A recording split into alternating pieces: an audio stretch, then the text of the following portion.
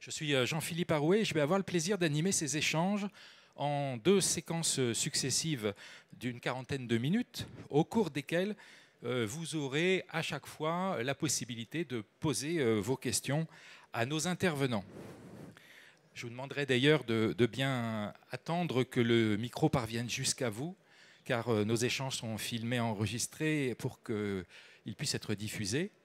Et voilà, donc c'est un élément important. Sur ce sujet de l'agrivoltaïsme, eh bien, vous connaissez sans doute la loi APER du 10 mars 2023 relative à l'accélération de la production d'énergie renouvelable et son décret du 8 avril 2024 qui ont donné un cadre juridique au développement des projets agrivoltaïques sur les territoires. Cependant, de tels projets s'inscrivent dans des contextes locaux dans lesquels se croisent plusieurs enjeux, qu'il s'agisse de souveraineté alimentaire ou énergétique, de soutien à l'économie locale ou encore de maîtrise foncière dans le cadre du ZAN. Et pour les communes et les intercommunalités, ces enjeux s'avèrent d'autant plus délicats à appréhender qu'elles ne possèdent pas le pouvoir d'instruire ni d'autoriser les projets agrivoltaïques. C'est ce que nous verrons dans la première séquence de cette table ronde consacrée à l'intégration de l'agrivoltaïsme dans les stratégies d'aménagement du territoire.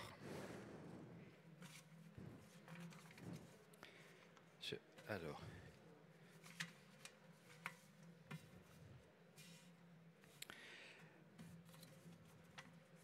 Ah.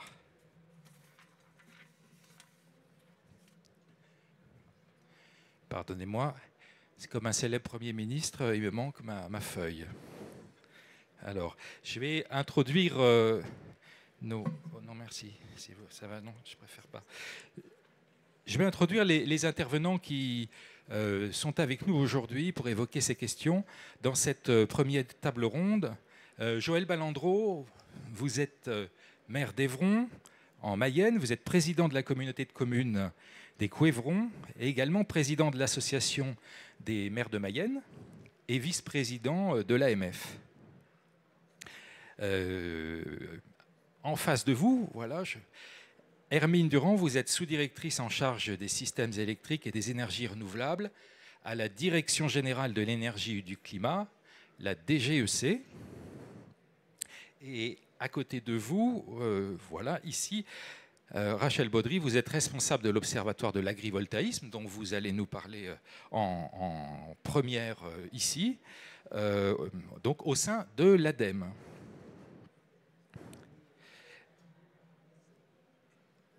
Et je me tourne enfin vers Frédéric Léveillé, vous êtes le maire d'Argentan, dans l'Orne, et vous êtes président de Terre d'Argentan Interco. Merci à toutes et à tous d'être avec nous aujourd'hui. Et pour commencer, je vais demander à Joël Balandreau s'il veut bien dire quelques mots pour introduire cette séquence concernant les enjeux d'aménagement pour les communes. Je vous laisse la parole. Merci. Oui, donc du coup, je me lève. On a plusieurs micros, oui. Donc, l'enjeu, l'agrivoltaïsme dont on va parler tout de suite, c'est un enjeu majeur dans nos campagnes. Il n'échappe à personne que la surface agricole utile sur le territoire, c'est, si on faisait un arrondi, c'est quasiment tout le territoire de France. Enfin, à peu de choses près, on a 80% de surface, on est sur des choses énormes. Alors, il y a la forêt, il y a d'autres choses, etc. Mais le territoire agricole, il occupe énormément de nos hectares. On a une nouvelle loi qui est apparue, qui est la loi. Genre, je leur dis comme ça parce que chacun donne son avis sur, mais on le redit tout à l'heure, c'est la loi qui s'impose à tous. Et en même temps, on voit bien qu'il y a des enjeux majeurs de transformation potentielle de modèles, alors que la loi dit que l'agrivoltaïsme doit servir le modèle agricole et non pas le transformer. Et pour autant, notre territoire étant extrêmement divers, et pour faire un peu le tour de France au terme du réseau des associations départementales, je vois bien que l'impact, suivant les endroits, suivant les modes agricoles, en fait, il est extrêmement différent et on ne se pose pas les mêmes questions. Dans certains endroits, on est sur sauver ou aider des structures agricoles.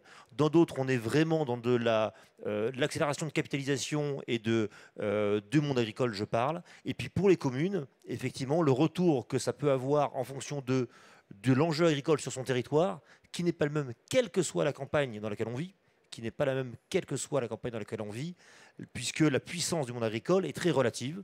Le Grand Ouest ne ressemble pas beaucoup au Sud-Ouest, qui ne ressemble pas beaucoup au Sud-Est de ce point de vue-là, et on n'a pas du tout en place les mêmes structures agricoles et donc les mêmes paysages. Et le maire, lui, là-dedans, est l'aménageur de son territoire, il va répondre à cette problématique ENR dont on se souvient bien, qu'on a eu les éoliennes, qu'on a eu 2-3 autres sujets, même les méthaniseurs posent des questions d'aménagement, ne serait-ce qu'au titre des camions et des tracteurs qui circulent.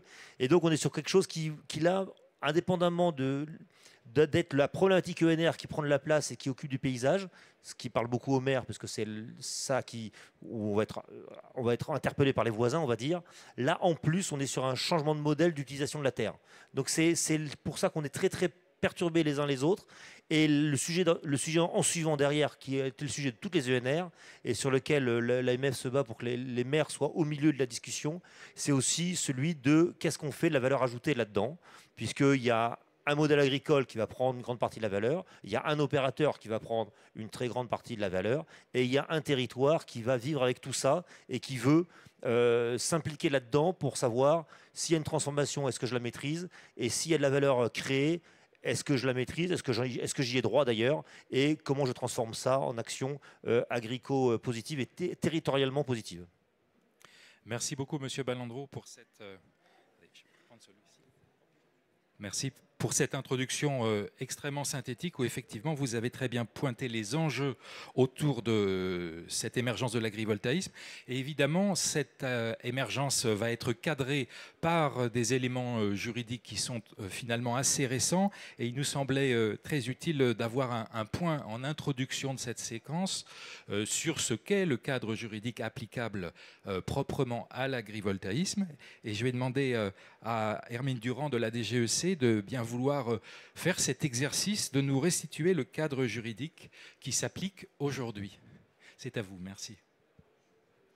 Merci beaucoup et merci à l'AMF pour cette invitation. Je suis vraiment ravie d'être ici pour témoigner pour le compte du ministère chargé de l'énergie. Et donc, effectivement, je vais essayer de vous brosser un panorama rapide du cadre législatif et réglementaire sur l'agrivoltaïsme. Donc, vous avez déjà rappelé qu'il s'agit d'une loi d'accélération de la production d'énergie renouvelable qui a été promulguée en 2023 et qui a fait vraiment entrer l'agrivoltaïsme dans le droit français.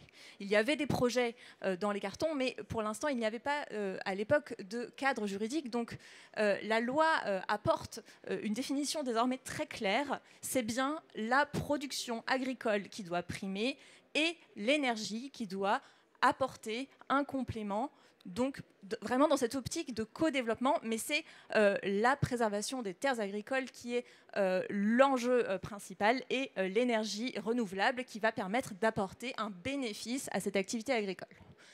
Pour cela, l'agrivoltaïsme doit apporter un service direct aux agriculteurs et j'y reviendrai après.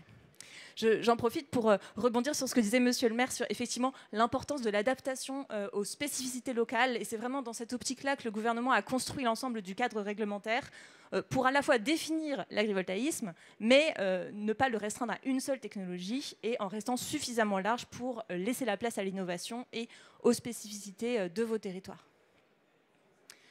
Je voulais juste rappeler qu'il y a désormais deux grandes familles. Il y a la famille des projets photovoltaïques au sol, sur des terres qui ne sont en fait plus exploitées depuis au moins 10 ans, qui sont désormais recensées dans un document cadre à l'échelle départementale, pris après avis de la CDPENAF, ou alors des terrains qui sont inclus d'office dans ces documents cadres, notamment des anciens sites pollués, des anciennes carrières, etc.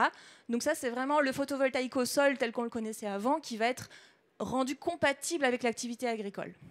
À ne pas confondre donc avec l'agrivoltaïsme, qui est une deuxième catégorie de projets. Et donc sur la slide suivante, vous avez un petit rappel des grands principes de l'agrivoltaïsme. Je crois que c'était la commande qu'on m'a passée, avec évidemment l'agriculteur qui est au centre du dispositif, qui est actif avec une activité principale en limitant la surface qui ne sera plus exploitable du fait de l'installation des panneaux, en limitant le taux de couverture maximale, avec un contrôle étroit des installations aussi. L'État, donc que ce soit le ministère chargé de l'énergie, mais aussi le ministère chargé de l'agriculture et de l'urbanisme, va exercer un contrôle étroit sur ces installations, que ce soit par des rapports de suivi, mais aussi à l'avenir par des contrôles de terrain par les inspecteurs des services déconcentrés de l'État. Les revenus doivent être durables et la production agricole rester significative. Je le disais au début, il va y avoir donc des services qui vont être apportés à l'activité agricole. Et donc sur la slide suivante, vous avez un petit rappel de ce qu'il y a dans la loi.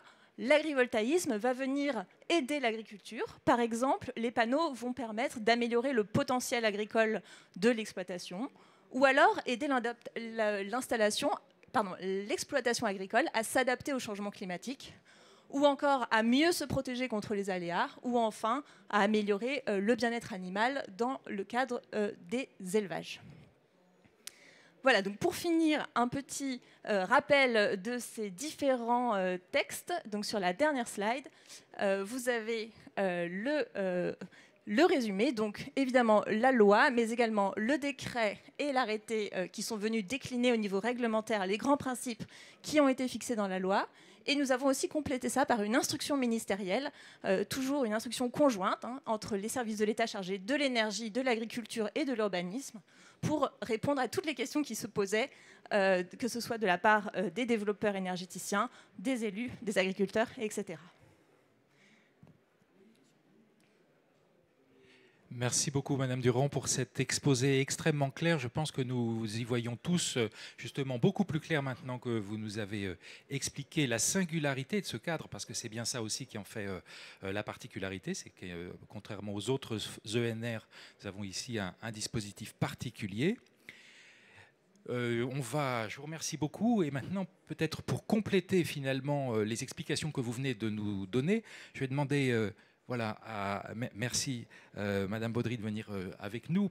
Vous allez nous présenter un autre élément de compréhension qui est l'Observatoire de l'agrivoltaïsme, qui est, je crois, également une nouveauté dont nous avons la primeur. Les congressistes, vous allez leur présenter pour la première fois ce qu'est cet outil auquel ils pourront, je crois, accéder très, très bientôt, très rapidement. C'est à vous. Bien sûr. Voilà.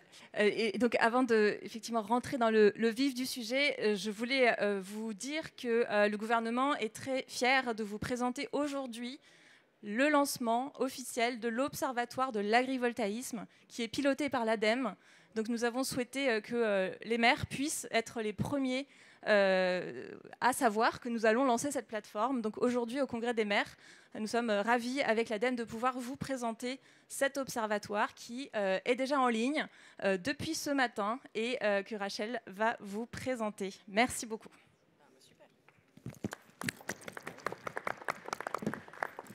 Merci, bonjour à toutes et bonjour à tous. En effet, donc le cadre réglementaire qui vous a été présenté juste avant impose à l'ADEME de collecter un certain nombre de données. Alors pourquoi collecter des données? Parce que cette filière agrivoltaïque, avec une double production d'énergie et de production agricole, elle est quand même tout à fait nouvelle. On avait déjà des ENR dans les campagnes, mais pas forcément des installations sous lesquelles il y avait une production agricole directement. Donc c'est très important pour le gouvernement et pour l'ADEME qui travaillons comme experts auprès du gouvernement d'avoir des retours concrets sur cette filière. Donc à travers l'observatoire qui est donc lancé aujourd'hui, vous aurez dès à présent un certain nombre de ressources. Alors j'insiste sur le fait que, comme la filière est nouvelle, on va d'abord vous proposer des choses, des études, des rapports, des articles qui sont parus et qui sont quand même du coup validés par l'ADEME et par le gouvernement, donc avec des bons exemples d'agrivoltaïsme. Et on va, au fur et à mesure des prochaines années, collecter un certain nombre de données, un grand nombre de données, je dirais. Donc il y aura de quoi faire des analyses de la part de toutes les futures installations agrivoltaïques au sens réglementaire. Néanmoins, pour ne pas vous laisser complètement sans rien, donc on peut avoir la diapo suivante, s'il vous plaît. On a dès à présent fait une carte et j'attire votre attention sur le fait que la carte qu'on vous met à disposition sur l'Observatoire, elle concerne pour l'instant les installations historiques. Donc ce sont bien des installations photovoltaïques sur des terrains agricoles, mais ces installations ne répondent pas à la nouvelle réglementation. C'est pourquoi vous pourrez trouver un taux de couverture qui est supérieur au taux de couverture réglementaire ou d'autres éléments qui ne sont pas réglementaires. Néanmoins, ça va vous permettre, on a plus de 200 installations déjà recensées sur le territoire français, ça va vous permettre de voir ce qui existe près de chez vous. Ça va aussi vous permettre de trouver les installations par production agricole, plutôt élevage, plutôt culture, et puis tout un tas d'autres données et que l'on va enrichir au fur et à mesure qu'on collectera des éléments. Donc on fera des statistiques et tout ça sera mis à disposition, à votre disposition et à la disposition du grand public sur ce site. La dernière diapo, c'est l'adresse du site. Voilà. Je vous remercie. Parfait. Merci beaucoup, Madame Baudry, pour cette présentation. Alors, nous avons toutes les cartes en main désormais. Et je vais me tourner de nouveau vers vous, Joël Malandreau, parce que maintenant qu'on a bien compris le cadre des projets agrivoltaïques, il se pose la question de l'épreuve du terrain en quelque sorte, compte tenu du fait que les maires n'instruisent pas, n'autorisent pas les projets directement sur leur territoire, mais qu'ils ont néanmoins voix au chapitre pour donner un avis. Et tout ça peut être un peu compliqué, notamment quand on parle d'acceptabilité sociale. Je crois que vous avez quelques échos de la manière dont ça se passe sur le terrain. Exactement. L'enjeu de cette table ronde et de ce moment, c'est effectivement de donner les points forts et les points faibles et de voir comment ça peut fonctionner, puisqu'on est là tous pour faire fonctionner la loi en général et dans la plus grande acceptation générale. Donc je pense que j'aurai un très, très bon exemple tout à l'heure avec M. Léveillé des choses de stratégie territoriale, puisque c'est le titre de la séquence. Or, des fois sur le terrain, et moi ce que je vis en ce moment sur un territoire d'élevage, on va dire fort, donc avec des revenus agricoles sérieux, principaux, à transmettre, où la problématique que l'on vit chez nous, c'est pas tant celle du revenu, même si c'est toujours une question qu'un bon paysan ne gagne jamais assez d'argent et c'est bien normal. Je suis vétérinaire rural de métier, véleur et grand césariseur de vaches. Donc je vous le dis avec toute cette distance-là. Donc voilà, on voit bien qu'on a un modèle qui fonctionne. Or, là, on vient se greffer à quelque chose qui est l'ordre du fonctionnement d'une entreprise agricole qui va contracter avec un opérateur privé. L'agriculteur, il est taiseux par nature, il n'a pas forcément envie de vous le raconter tout de suite. La loi n'organise pas qu'on vous en parle tout de suite. Or, l'enjeu d'aménagement local, il est très fort. Et l'enjeu d'acceptabilité par les voisins, il est très fort. Je ne sais pas si vous connaissez les relations faciles qu'on a entre voisins, agriculteurs, entre deux parcelles, etc. Pour peu que ce soit la parcelle sur laquelle le grand-père avait une vue il y a très longtemps et qu'il n'a pas pu acheter, etc. Enfin, la réalité du terrain, elle est que la loi s'adapte très peu à ces conditions-là, qu'il est prévu qu'on soit informé, on l'a bien vu dans la loi APER, dès que l'autorité compétente a information d'un projet, il doit venir le maire. En fait, en pratique, on est averti en fin de process parce que l'opérateur et l'agriculteur étudient le dossier, forcément. Où est-ce que c'est le plus faisable, où est-ce que c'est mieux orienté, comment on fait, etc. Donc le jour où ça arrive déjà en préfecture, il y a du temps. Et le jour où de la préfecture, ça vient chez vous, je peux vous dire qu'il y a encore plus de temps. Et là, vous arrivez dans un moment où on vous présente un projet qui, par nature, n'est pas ficelé, pour lequel vous n'avez aucun devoir d'instruction. Et maintenant, on se retourne, on a des avis qui nous sont demandés. Moi, les premiers avis qui m'ont été demandés, pour l'instant, c'est des avis à titre environnemental. Donc j'ai eu ça délibéré la semaine dernière sur un gros projet qui, pour vous rajouter un goût à la complexité de ce qui se passe dans nos territoires ruraux, pas de bol, le porteur de projet est dans le conseil municipal de la commune. Je peux vous dire qu'il n'y est pas l'année prochaine. Voilà. Et qu'on n'est même pas sûr de trouver un candidat l'année prochaine. Voilà. Donc en fait, la réalité du terrain sur une loi pareille, c'est comment ça devient acceptable. Là, en l'occurrence, on fait sauter un conseil et il n'y a pas de liste pour l'année prochaine. Et les voisins, ils sont en train de se taper dessus pour savoir. La problématique de l'agrivoltaïsme par rapport à d'autres sujets, c'est que pour nous, il y a l'acceptabilité patrimoniale, environnementale et de voisinage, hein, pour être clair. Pour les voisins, ce qui se passe, c'est que c'est souvent dans un territoire, dans une zone, un fusil à un coup. C'est-à-dire que quand vous faites votre bâtiment, votre hangar, votre maison, etc., tout le monde a un hangar, tout le monde a une maison, tout le monde a la possibilité de se mettre au réseau là-dessus. Quand vous commencez à mettre quelques dizaines d'hectares de panneaux photovoltaïques dans une zone, le premier qui tire a gagné. Et il a le droit, et c'est normal. Et en plus, c'est un enjeu national hein, de décarbonation, d'énergie renouvelable, etc. etc. Et donc le voisin, il est d'autant plus jaloux qu'il avait peut-être un projet pour dans 2 ans, parce que son régime, il est comme ça, il est en capacité d'investir dans 2 ans. Et si le voisin, il a tiré d'abord, je peux vous dire qu'on le sait bien, on est appelé, nous, après, pour les réseaux. Hein, donc Enedis a des vrais enjeux là-dessus, hein, donc de réseau. Et que ça, il faut... Pour le coup, et c'est là qu'on va voir les bons exemples après, il faut l'organiser, le prévenir, l'aménager. Et il y a une grosse différence d'acceptabilité. Moi, j'ai 2-3 opérateurs différents. J'en ai un qui s'est présenté il y a 2 ans. Il n'y a toujours pas un projet qui soit passé en CDPNAF, mais il parle à tout le monde, il voit tout le monde. Et donc, je pense que le jour où il arrivera en CDPNAF, il aura une chance d'avoir une écoute. Les 2-3 autres, on n'en a entendu pas les qu'au dernier moment. C'est arrivé à la CDPNAF 15 jours avant, les élus locaux ont eu l'information, qu'on transmis au maire l'information, qui a dit c'est où ça? Et donc en gros, tout le monde est à tir à boulet rouge dessus, par avance et par a priori. Et donc on est coincé dans ce moment-là. Donc tout l'enjeu de se dire, c'est quelle est la bonne méthode pour y arriver, le cas échéant, plutôt que, en tout cas, ce qu'on sait, on n'est pas sûr d'y arriver quand on en parle longtemps à l'avance, on est sûr de ne pas y arriver quand on en parle la semaine d'avant. Ça, c'est très très clair, et c'est ce qu'on vit chez nous, à en faire sauter les conseils. Et je conseille aux élus locaux de démissionner vite de la mairie s'ils ont un vrai projet local, parce que... voilà, ça ne marche pas, c'est pas vrai. Alors, sauf si vous en avez parlé 3 ans avant, hein, mais si c'est pour en parler la semaine d'après et qu'on demande un avis au conseil qui arrive comme ça du diable au Vauvert, on sait que c'est un sujet compliqué et qu'il faut le porter en prévenance, on va dire. Effectivement, il y a les textes et puis il y a l'application sur le terrain. Je vous ai vu réagir à ça, Monsieur Léveillé, parce que c'est aussi un sujet chez vous. Et vous m'aviez parlé lors de nos échanges préparatoires d'un dessaisissement des maires. Ce qui rejoint ce que vient de dire à l'instant M. Ballandreau. Mais ce dessaisissement, il n'est pas définitif, c'est-à-dire qu'il n'est pas une fatalité, il est un état de fait, et on peut malgré tout porter des projets et faire avancer les choses. Je crois que c'est ce que vous avez fait sur votre territoire, avec un plan territorial dont vous allez peut-être nous expliquer tout son intérêt et toute sa construction. Eh bien oui, bonjour à toutes et à tous. En effet, la loi et la règle, c'est aujourd'hui, toutes les décisions d'ailleurs concernant l'ensemble des ENR, c'est porté non pas par les élus locaux dans le choix final, mais par l'État hein, et par la préfecture. Donc il faut aussi d'ailleurs structurer et organiser les relations avec la préfecture. Et moi, j'ai l'habitude de travailler avec eux sur l'ensemble des sujets d'ENR et d'avoir des échanges réguliers, ce qui fait que quand on est sollicité, on les informe, et quand ils sont sollicités, ils nous informent. Donc ça permet aussi, je pense, de donner un peu de fluidité. Ce qui est important, me semble-t-il, c'est que pour qu'on comprenne bien les logiques et les stratégies de développement qui peuvent exister sur les territoires, c'est qu'il faut avoir un certain nombre d'outils. Premier outil, c'est qu'il faut d'abord avoir un outil stratégique. Alors moi, je m'exprime évidemment en tant que maire, mais aussi en tant que président d'intercommunalité. Et comme c'est quand même une échelle qui n'est pas négligeable à ce niveau-là, je pense que c'est important de l'évoquer.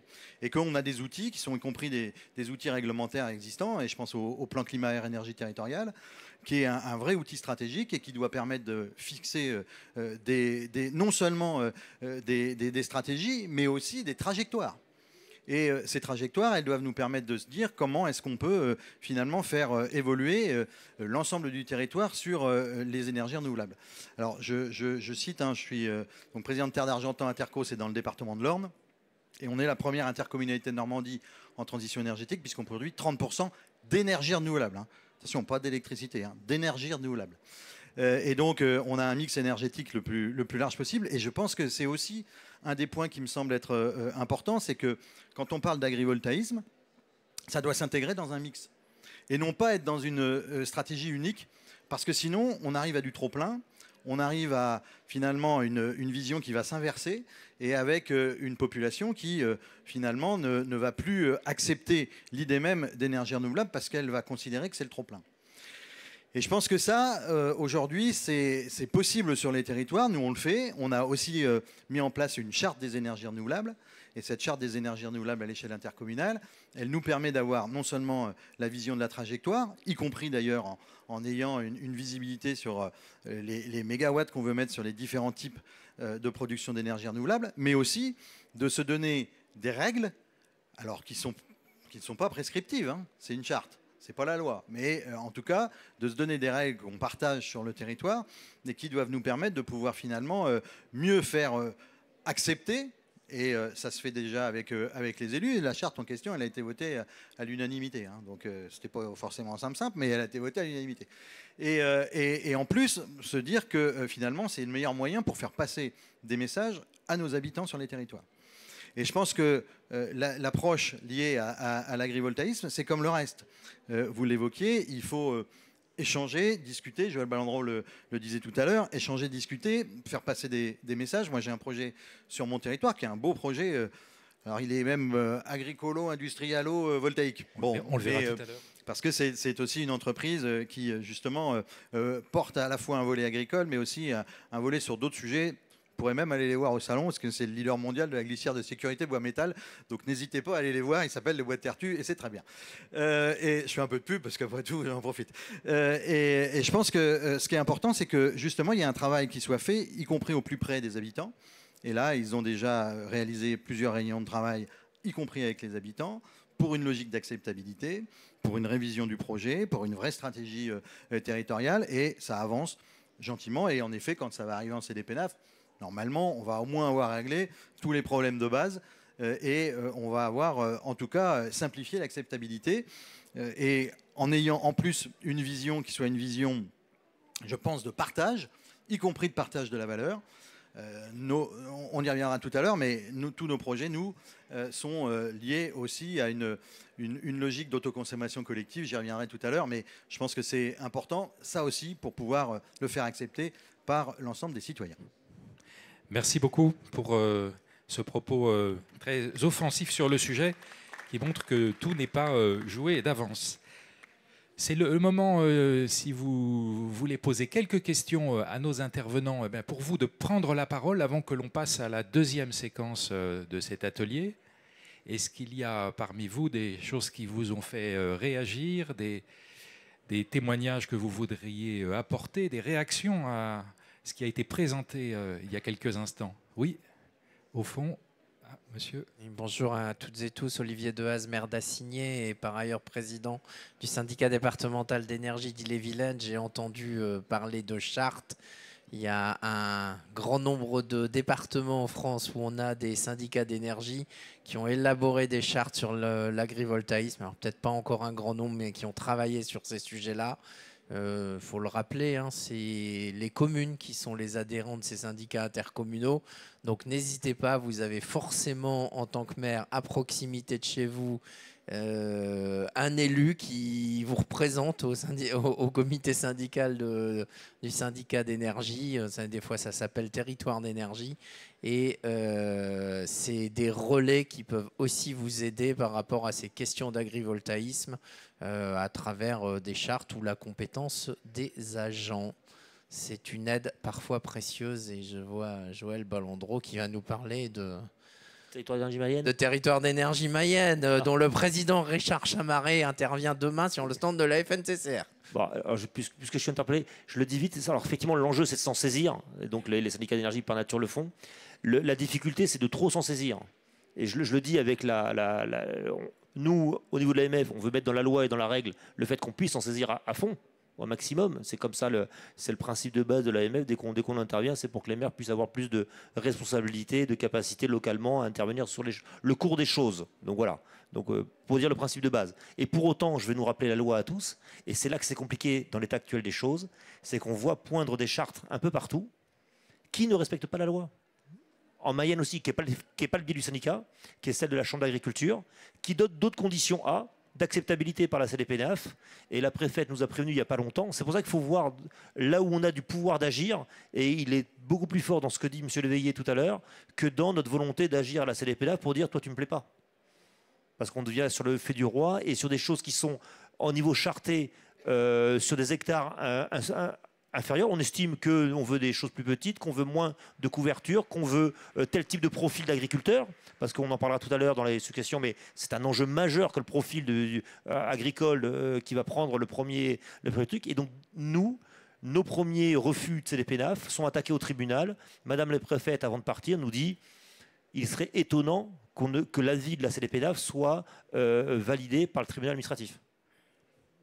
Et après, elle dit, il serait étonnant que je vous autorise la prochaine fois à donner le même avis en CDPNA puisqu'il sera réputé illégal. Et on se base sur une charte qu'on a voulu construire ensemble, en oubliant de respecter une loi qui elle-même va bouger, puisqu'on discutait encore toute l'année dernière avec M. Lacan et avec d'autres sur comment on fait pour la répartition, etc. etc. Donc c'est un système qui sera encore en mouvement, mais les chartes, il faut réfléchir, il faut faire des chartes qui soient dans le cadre de la loi quand même, je le dis. Merci, effectivement, c'est bien une charte avec la limite que comporte un tel document. On va prendre une dernière question peut-être là-bas au fond. Oui, bonjour, Sophie Gargovitch, maire de la commune de Blanquefort-sur-Briolan, zone Lot-et-Garonne. Donc nous, le Lot-et-Garonne, c'est un territoire agricole de culture, plus que d'élevage.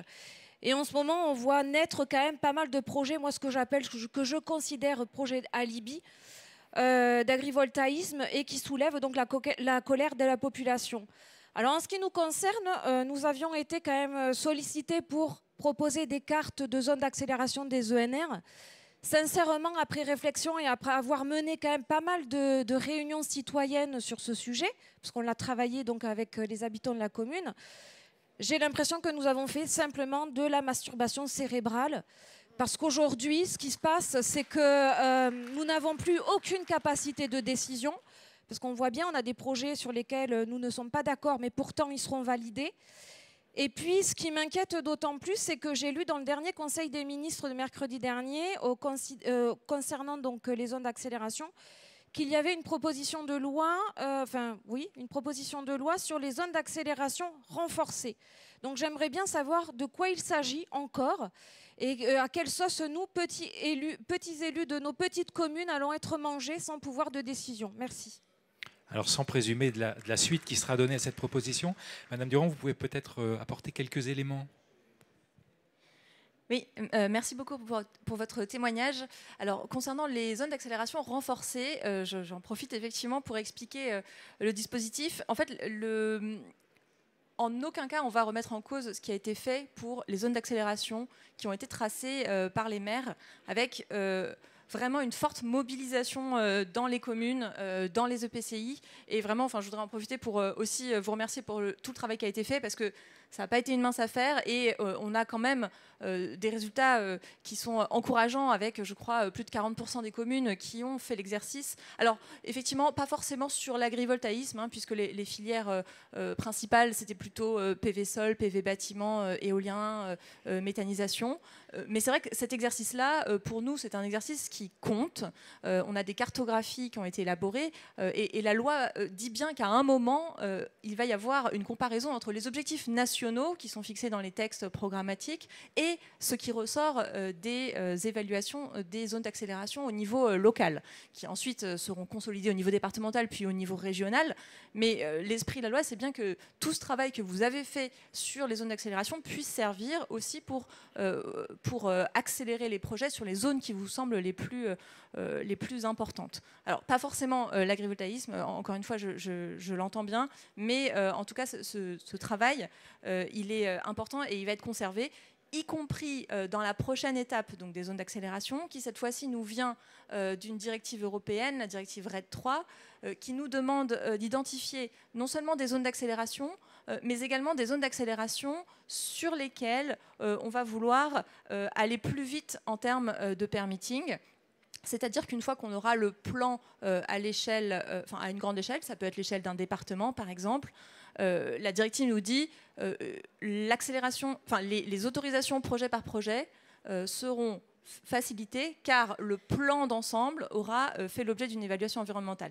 Excusez-moi, c'est un petit peu technique, c'est juste pour vous dire que la directive européenne nous fixe des exigences qui ressemblent à celles qui sont dans le droit actuel, la loi APER, mais ça va aller un petit peu plus loin et c'est pour ça qu'on a créé ce terme de zone d'accélération renforcée. C'était pour dire on va bien repartir de ce travail des zones d'accélération. Maintenant, si on veut répondre aux exigences européennes, on va peut-être revenir vers vous pour savoir au sein de ces zones d'accélération, lesquelles sont des zones sur lesquelles on va pouvoir aussi accélérer la délivrance des autorisations et c'est pour ça qu'on a ce terme renforcé. Donc le projet de loi actuellement vise à transposer la directive européenne tout en capitalisant sur tout le travail qui a été fait pour la loi APER. Merci pour cette mise au point.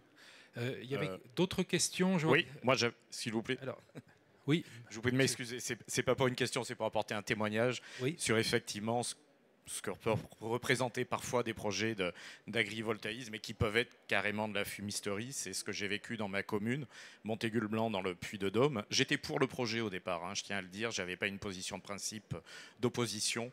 J'ai cherché à le défendre. 12 hectares d'agrivoltaïsme. Et quand je parle de fumisterie, c'est parce que déjà, l'agriculteur, pour pouvoir accueillir le projet, changeait son mode d'exploitation et passait des vaches aux moutons. Donc là, déjà, ça m'interpelle quand l'agriculteur en vient à changer ses méthodes professionnelles juste pour pouvoir accueillir le projet agrivoltaïque. Il me semble qu'on est en train de dénaturer les pratiques agricoles. Et par ailleurs, j'avais reçu donc le représentant de la start-up qui montait le projet, un jeune homme fringant qui me l'a présenté, qui m'expliquait que les panneaux ne seraient pas du tout visibles puisqu'ils seraient à plat alors que le terrain était pentu, qu'ils allaient planter des arbres pour les dissimuler alors qu'en fait c'était une zone vantée et qu'aucun arbre ne poussait. Et j'ai compris à la fin de l'entretien qu'il n'avait jamais mis les pieds sur le terrain en fait. Et il m'a dit très clairement qu'il allait en profiter pour aller le découvrir. Donc voilà, je me permets d'apporter ce témoignage pour interpeller sur le danger, j'hésite pas à le dire, que peuvent représenter certains projets. Et je me permets de conclure sur cette remarque. Les communes rurales donnent déjà leur part dans les énergies renouvelables, à juste titre en accueillant l'éolien, puisque par définition l'urbain ne peut pas l'accueillir. Il me semble que le photovoltaïque a sa place dans l'urbain et le pays urbain, avec toutes les zones industrielles, toutes les zones artisanales qui peuvent l'accueillir, et que ça serait un juste retour des choses, qu'on investisse avant tout l'urbain et le pays urbain, et non pas d'aller, excusez-moi, saloper les campagnes. Merci. Bien. Merci pour ce témoignage qui trouvera peut-être un écho dans la suite de l'atelier où on parlera de partage de la valeur et certains projets étant plus mûrs de ce point de vue que d'autres. Il y avait une autre réaction, monsieur ? Oui, bonjour à tous, je suis Gaëtan Malange, je suis maire de Saint-Barthélemy en Lot-et-Garonne. Ma collègue l'a dit, je ne sais pas si Sophie est là, oui. Effectivement, nous sommes un département évidemment agricole avec des modèles céréaliers essentiellement sur les plaines de Garonne. Vous dire plusieurs choses. Vous dire qu'effectivement, nous sommes à l'aube de grands conflits d'usage entre nos citoyens, entre des porteurs de projets et entre tout simplement quelqu'un qui a fait le choix de vivre à la campagne et qui se retrouve, pardon du terme, mais parfois, nous, on le voit sur des schémas et sur des projections entourés de marées noires alors qu'il était venu pour les champs verts. Ça, c'est, moi, je lance vraiment l'alerte sur ce qui est en train de se passer dans nos campagnes. On nous dit d'embellir nos centres-bourgs, nos villages, etc. Et on est en train de, je reprends le terme, pardon, mais de saccager les campagnes. Deuxièmement, sur les fameux modèles économiques. Effectivement, alors j'entendais le collègue qui disait on passe des vaches aux moutons. Mais il y a pire, enfin, nous on le vit aussi, c'est quand on passe des vaches aux abeilles. Alors les abeilles, moi j'aime bien le miel, mais quand on met fin à des exploitations, des modèles économiques, à l'heure de la perte de souveraineté alimentaire, d'enjeux alimentaires pour le pays, pour le monde, je me dis qu'il y a un gros problème aussi. Et puis enfin, madame, vous parliez des collectes de données. C'est bien parce qu'entre la loi APER, etc., c'est vrai qu'il y en a partout. On a des observatoires partout, on nous demande de recoller des données partout, des rapports, des études, on se partage tous des articles à n'en plus finir. Seulement, ce qui est en train de se passer en Lot-et-Garonne, je vous donne un exemple à l'heure du recollement de toutes les données. Après des conflits, quand vous êtes sur des dossiers qui ont opposé pas mal de citoyens, et quand ça peut bien se terminer, c'est-à-dire qu'on a eu un consensus, où finalement l'enquête publique entre le commissaire enquêteur et où le préfet a dit revoyez le projet, etc. Et quand on va au bout de cette logique, j'ai pas mal d'exemples dans le département, eh bien, qu'est-ce qui se passe ? Il n'y a plus assez de prise en charge sur le réseau. Donc là, la seule donnée qu'il fallait partager, c'était bien celle-là, elle n'est pas partagée. Et il y a une PPL en cours au Sénat sur ça, qui va être présentée de façon assez transversale sur l'échiquier politique au Sénat, pour enfin non plus avoir une instruction en silo, mais pour que le jour où le document arrive sur le bureau du préfet, qu'on soit certain que le réseau est en capacité de se faire raccorder aux renouvelables. On est au milieu du schéma décennal d'énergie renouvelable en Nouvelle-Aquitaine. Et là, on nous dit, ah ben non, là, il va falloir lancer les révisions, etc. Parce qu'en fait, on avait prévu, on est saturé et on était vraiment en baisse par rapport à nos prévisions. On est vraiment en hausse par rapport à nos prévisions. Et donc, effectivement, alors qu'on a des projets matures, on a des agriculteurs qui ont co-investi. Et là, pour le coup, là où ça devait bien se passer, eh bien, ils doivent attendre 2-3 ans. Donc, ils se retrouvent certains sur la paille. Donc, entre les conflits d'usage, les changements d'activité qui sont farfelus et la véritable absence d'informations sur ce qui était essentiel et pas sur des articles un peu techno, mais franchement, on fait beaucoup de choses à l'envers sur l'agrivoltaïsme. Et je suis maire et je viens d'accorder un projet, vous voyez. Donc, je ne tombe pas dans le manichéisme, je suis contre, vous êtes pour, etc. Mais je crois qu'il faut être très intelligent et je crois qu'il va falloir écouter vraiment le terrain sur cette problématique. Voilà, merci.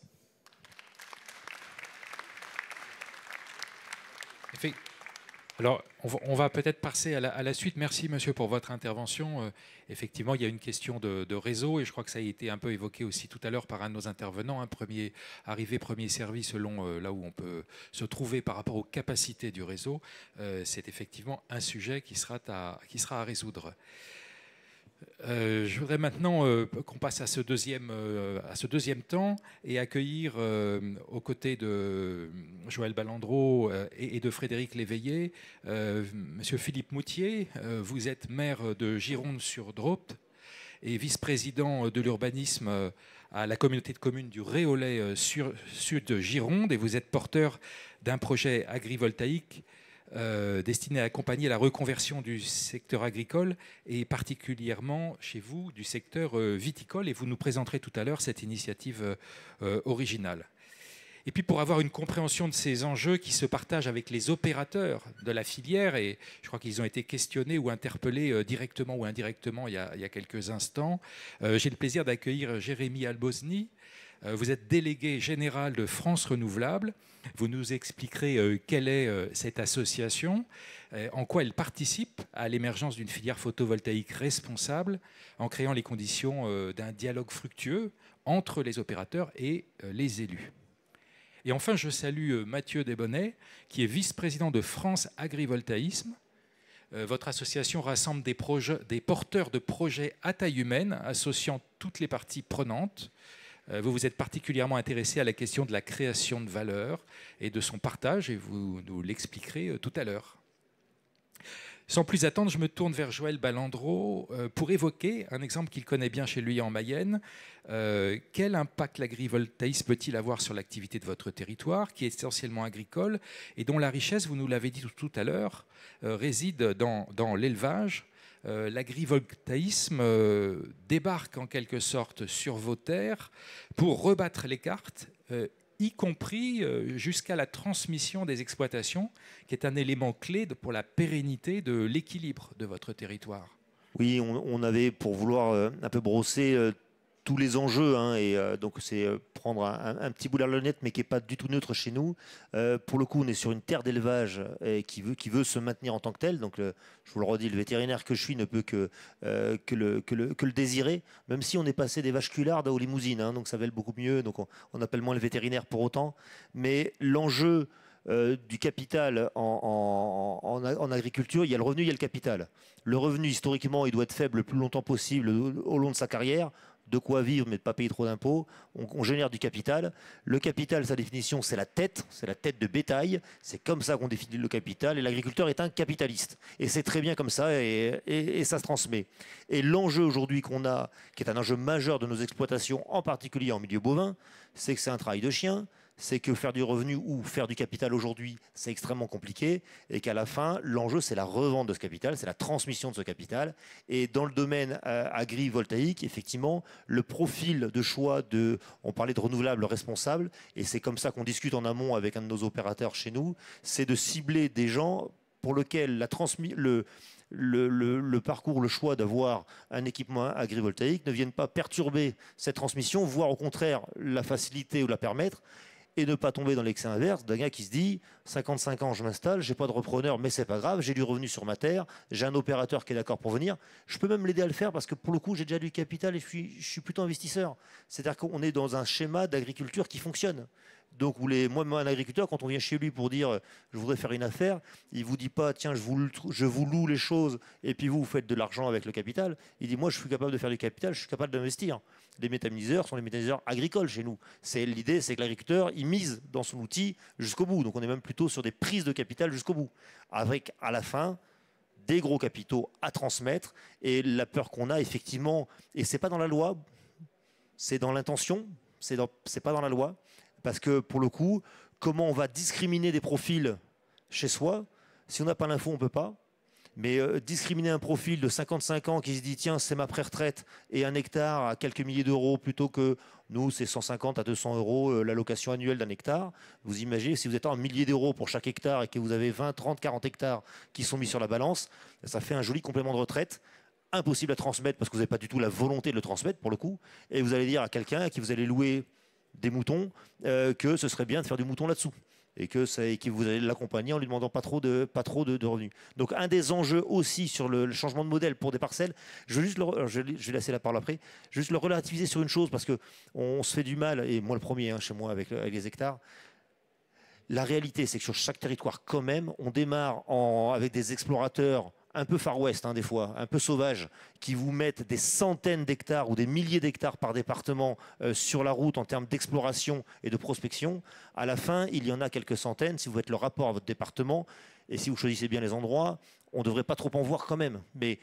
Mais à chaque fois que ce sera quelque part, ce sera 20 hectares d'un coup. Voilà. Donc il faut quand même relativiser ces histoires de volume voilà, sur les surfaces qu'on peut avoir. Mais voilà, l'enjeu sera là. Et en tout cas, il y a un enjeu supplémentaire qui n'est pas trop prévu dans la loi sur le profil des gens et sur organiser une transmission le cas échéant. À la limite, on peut s'intéresser à un profil de 55 ans s'il y a un repreneur et qu'il est mis dans la boucle de la gestion du parc agrivoltaïque qui viendra en plus de la gestion agricole pure. Avec, je crois... Le concours des chambres d'agriculture, oui, alors vous appuyez aussi sur... oui, c'est ce qu'on s'était dit, c'est qu'on partage pour le coup de ce point de vue-là. Nous, on a un écart par rapport à la chambre d'agriculture, c'est qu'on s'occupe de paysages en grand, et donc notre petite idée de caractère, notre monument historique, etc., on ne voudra pas le voir parasiter d'autres choses. Pour autant, on partage avec la chambre d'agriculture ces besoins-là de pérennité de l'élevage, et souvent, c'est eux qui ont cette mission-là, et qui peuvent avoir un regard sur les profils, une expertise aussi. Et d'ailleurs, je le redis, parce qu'on en parlait tout à l'heure, il y a un petit peu un décalé, on nous rend quasiment responsable demain de l'étude environnementale sur... Moi, on m'a posé une question sur à titre environnemental de la part de l'État, le service de l'État, si l'installation agrivoltaïque pose des problèmes environnementaux. Enfin, je veux dire, on en est incapable, incompétent, et on nous pose la mauvaise question. Je veux dire, si on vient... Non, mais c'est comme ça, c'est comme ce qui se passe aujourd'hui. De l'instruction, on n'y est pas, du profil, on n'y est pas, on est dans rien, et à la fin, la préfecture vous pose une question 15 jours avant l'arrivée en CDPNAF pour vous demander si vous pensez que au niveau environnemental, les choses sont bien faites. C'est-à-dire que si je dis oui, je suis responsable. Enfin, genre c'est très compliqué. Effectivement, tout n'est pas bien écrit quand même. Merci. Je me tourne maintenant vers votre voisin. On va descendre un petit peu vers le sud pour aller sur ce territoire de la communauté de communes du Réolais-sur-Gironde. Philippe Moutier, chez vous, l'activité agricole, ça n'est pas l'élevage, mais c'est la viticulture. Et comme chacun sait, celle-ci traverse une crise qui oblige certains exploitants à se reconvertir. Et c'est dans ce contexte bien précis que vous portez un projet d'agrivoltaïsme destiné, je crois, à générer une forme de richesse qui va permettre d'accompagner la reconversion dans ce secteur. Je vous laisse nous expliquer quel était votre projet et comment vous l'avez préparé. Merci. D'abord, tout d'abord, ce qui me rassure et qui m'inquiète en même temps, c'est que toutes les expériences qui sont annoncées, qui ont été partagées ce soir, moi je les rencontre également, on les rencontre sur notre territoire, et c'est vraiment très très compliqué aujourd'hui de pouvoir se débattre dans tout cet univers, où d'un côté vous avez les porteurs de projets électroniques qui nous envahissent, pour venir absolument s'implanter, des règles d'État qui sont plus ou moins claires, plus ou moins floues. Bref, on ne sait pas trop où aller. Et comment gérer tout ça, comment faire en sorte qu'on puisse permettre à nos paysages de rester le plus intègres possible, mais en même temps d'accueillir, quand c'est nécessaire, ces projets d'agrivoltaïsme. donc, sujet très compliqué. Nous, sur le Réolais en Sud-Gironde, et d'une manière générale, le Sud-Gironde, on est sur des zones, des territoires agricoles, évidemment avec la viticulture comme leader en termes d'activité agricole, mais pas que, il y a aussi l'élevage. Et nous, sur notre territoire, nous sommes sur des territoires agricoles qui sont en déshérence totale. Une crise viticole qui est terrible, où on arrache énormément des centaines d'hectares de vignes qui sont arrachées. Qu'est-ce qu'on va faire derrière ? Toutes ces interrogations, parce que si vous avez pris finalement la prime à l'arrachage, vous n'avez plus le droit de rien faire derrière, sinon de planter des arbres. Donc pas de projet agricole réel. Les élevages touchés par la tuberculose, où là on a des élevages qui sont complètement décimés, et là aussi des agriculteurs-éleveurs qui se retrouvent tout à coup sans aucune activité. Qu'est-ce qu'ils vont faire ? Comment ils vont se réinventer ? Donc nous, depuis un moment, sur la communauté du Relais en Sud-Gironde, on s'est posé la question de comment, au niveau de cette CDC, accompagner le monde rural. Et non pas en parole, parce que c'est bien beau de dire les pauvres paysans, c'est pas le tout.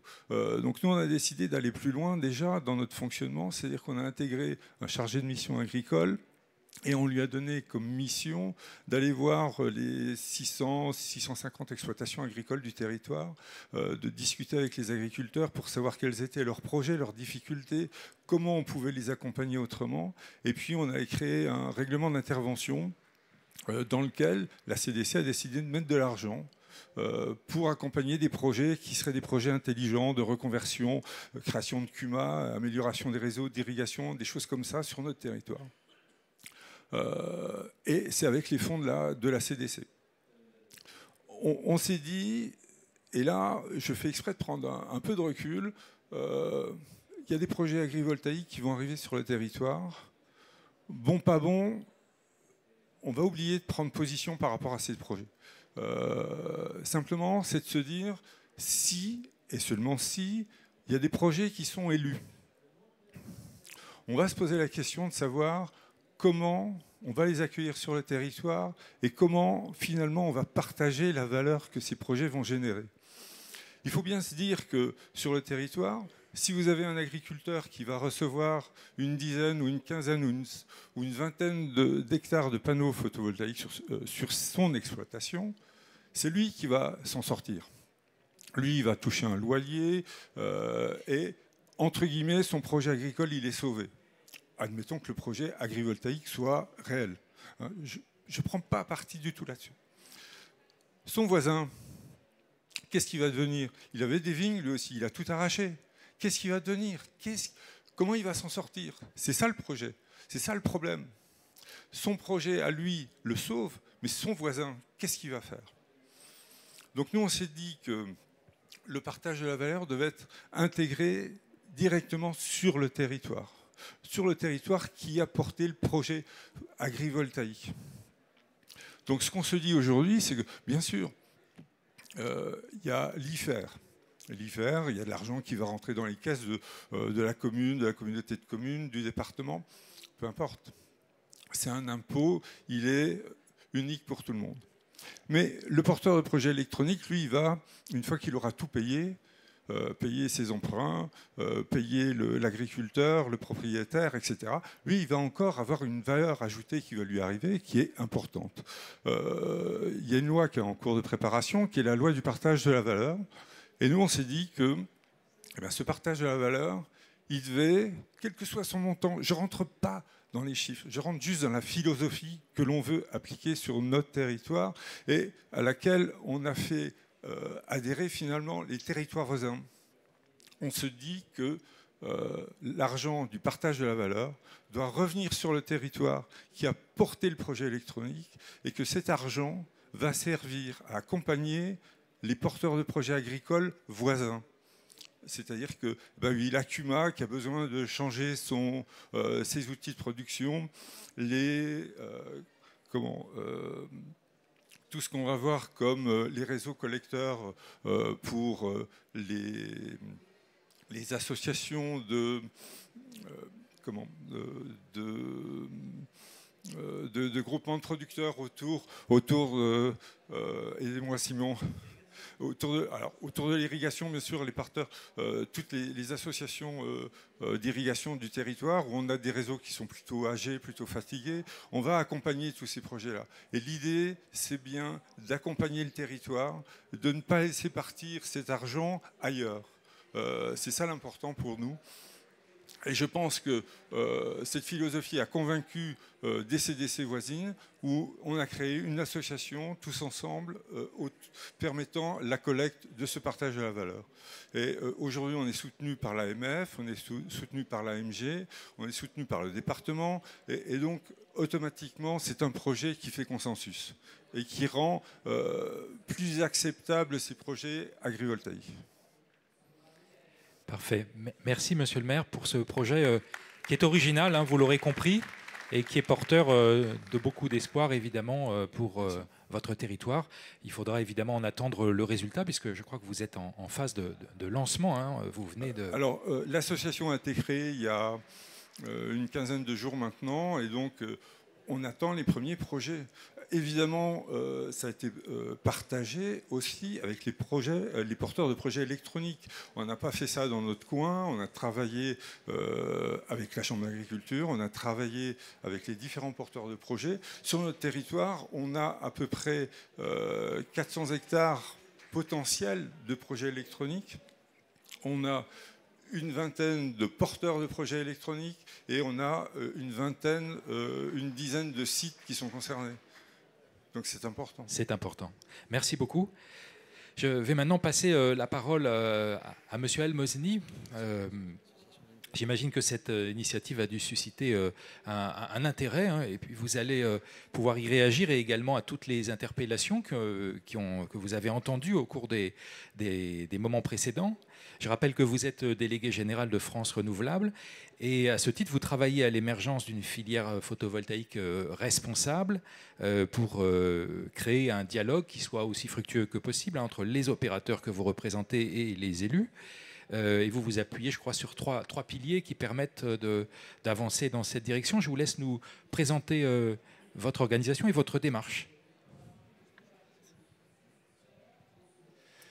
Madame, Messieurs les élus, bonjour. Et permettez-moi juste de vous remercier très sincèrement de nous inviter. Et je pense que c'est caractéristique de la réussite d'un projet agrivoltaïque, c'est-à-dire engager un dialogue franc et exigeant, à l'instar des questions qui ont été évoquées dans la salle. Et j'espère en tout cas, du moins, vous convaincre sur l'intention de la filière que je présente. Donc France Renouvelable, c'est 400 adhérents qui couvrent l'intégralité du système électrique pilotable. Donc bien entendu, on a une antériorité assez marquée sur l'éolien. Et puis depuis maintenant quelques années, nous portons et accompagnons l'émergence de la filière PV, stockage et également système, en intégrant bien entendu en étroite collaboration avec France Agri le sujet de l'agrivoltaïsme. Alors, une filière responsable, ça veut dire quoi? Ça veut dire déjà être conscient du contexte et des enjeux. Je pense que les propos liminaires qui ont été portés par messieurs les élus sont partagés et extrêmement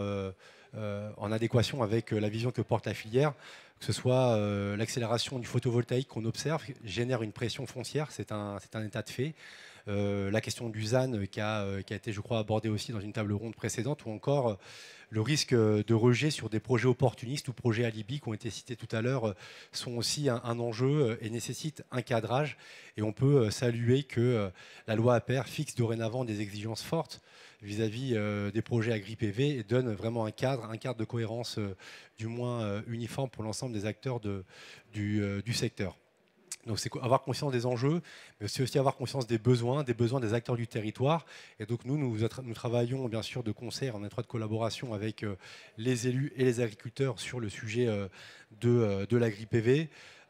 Concernant les agriculteurs, la question d'avoir un revenu complémentaire stable et non spéculatif est un élément qu'on a capté également. La préservation du foncier dans des enjeux d'agriculture d'abord et de transmission, tel que vous l'avez cité, semble également un préalable et bien sûr un enjeu de pérennisation de l'exploitation qui sont aussi l'un des prérequis que fixe la loi APR, font partie des attentes exprimées par nos partenaires agriculteurs et qui aujourd'hui constituent là aussi un impondérable des projets qu'on doit développer. Et puis bien sûr les élus locaux sont déterminants. leur souhait naturel et légitime d'avoir une maîtrise locale du foncier des projets dans leur rôle de prescripteur et de planificateur est essentiel. Et puis bien sûr cette volonté de travailler sur on va dire la lutte contre le foncier sauvage qui peut parfois exister autour de comportements opportunistes nous a amené filière en tout cas à travailler à une feuille de route autour de trois piliers concrets. Donc le premier c'est le sujet de la sécurisation du foncier en transparence mais aussi dans des enjeux de compétitivité. Car on verra bien que pour créer de la valeur, pour partager la valeur, il faut la créer. Donc il est extrêmement important de travailler sur ces aspects. Donc un enjeu d'encadrement des loyers, des contrats ou encore objectiver également l'accès au foncier sur les surfaces disponibles. Les critères agronomiques sont des éléments en cours de travail. Et je peux vous citer juste un exemple. On parlait de charte tout à l'heure. France Renouvelable, lorsqu'on adhère à France Renouvelable, on signe une charte déontologique, une charte éthique. Elle date d'avant la loi Appert, elle date de 10 ans, et elle stipule et elle exige systématiquement une prise de contact avec les élus au moment de la sécurisation du foncier. Et on l'a expérimenté et adapté à l'éolien avec Amorce, et on réfléchit aussi demain à pouvoir l'adapter et pourquoi pas la façonner pour l'agrivoltaïsme. Le second pilier, c'est bien sûr l'acceptabilité agricole et territoriale. Donc, on va dire l'état d'esprit, le mindset de nos producteurs, c'est l'agriculture d'abord. Donc, ça veut dire le sujet du diagnostic agronomique est un préalable qui aujourd'hui constitue les modèles d'affaires et on va dire l'activité de nos développeurs. Et puis, cette question de co-construction intègre naturellement, comme je l'ai dit tout à l'heure, les élus via nos chartes, mais bien sûr le monde agricole via les chambres, les syndicats ou coopératives, afin de travailler sur des méthodologies un peu standardisées, un peu harmonisées pour l'établissement des projets. L'enjeu, c'est bien sûr éviter les conflits. On a parlé de conflits de voisinage et on a bien conscience que c'est un sujet, mais aussi éviter les incompréhensions sur les projets et s'assurer que les projets soient le plus intéressant et optimisé pour l'ensemble des acteurs que j'ai cités, élus, producteurs, développeurs et agriculteurs. Et puis le dernier point, une filière responsable, c'est bien sûr évoquer le sujet de la valeur, à la fois la répartition et le partage. Je commence par la répartition parce que ce qu'on encourage en tout cas au sein de France Renouvelable, c'est de travailler sur des projets qui mobilisent des grappes d'acteurs, des grappes d'agriculteurs, parce qu'il est vrai que parfois dans un dialogue un peu fermé entre l'agriculteur et le producteur, on va avoir des projets qui ne vont pas finalement innerver et répartir la valeur sur l'ensemble du territoire à l'échelle départementale. Et donc on a aujourd'hui dans nos prescriptions et nos travaux avec les acteurs de la filière à réfléchir à ces projets de grappes mobilisant à la fois plusieurs exploitants et puis permettant l'implication des voisins. Et puis sur le partage de la valeur, je l'insiste parce que je représente aussi la filière des producteurs. C'est important de se le dire aussi très honnêtement. On a parlé de projets alibi tout à l'heure ou de projets démultipliés. Le cadre réglementaire fixe des exigences. Les mécanismes d'appel d'offres fixent des plafonds en termes d'ambition. Et puis, il y a la compétitivité des projets qui, par construction, vont permettre à certains projets de sortir et d'autres à ne pas sortir. Et c'est pour ça qu'il est essentiel, nous semble-t-il, d'insister et d'appuyer le dialogue pour qu'on puisse justement trouver l'optimum économique, agroécologique et puis de pertinence territoriale. Et donc sur ces logiques de partage de la valeur, on a beaucoup d'initiatives qui sont en cours, mais je pense que c'est un des sujets qui sera porté par France Agri, donc je ne m'étends pas plus. Merci. Parfait. Merci beaucoup de nous avoir présenté très clairement ce que vous faites et dans quel état d'esprit vous travaillez. Je me tourne maintenant vers Mathieu Debonnet. Vous avez été attentif à cette présentation puisque vous êtes vous aussi un acteur important du développement de l'agrivoltaïsme en France. Avec France Agrivoltaïsme et votre association regroupe des porteurs de projets à taille humaine, vous nous direz ce que ça signifie, avec une particularité, je crois, qui est d'associer un certain nombre de parties prenantes dans votre gouvernance. Pour produire une énergie évidemment compétitive, ça vient d'être évoqué, avec des retombées économiques qui puissent être partagées. Je crois que la création de valeur, vous y avez réfléchi, pas de valeur, pas de retombées, c'est déjà le premier principe. Alors, oui. Merci pour cette question, merci pour vos interventions qui sont extrêmement enrichissantes. Moi, je voulais juste rappeler quelques faits qui sont, je pense, très importants, parce que je pense qu'effectivement, on est dans le cadre d'un enjeu national. Hein. L'enjeu national, il est très simple, et ce sera ma boucle et ma conclusion. C'est quoi le partage de la valeur au final sur l'énergie? C'est qu'aujourd'hui, le monde est en train de rebattre les cartes de la production d'énergie. On passe d'un monde fossile à un monde de la transition énergétique qui se fait par l'éolien, qui se fait par la production d'énergie photovoltaïque.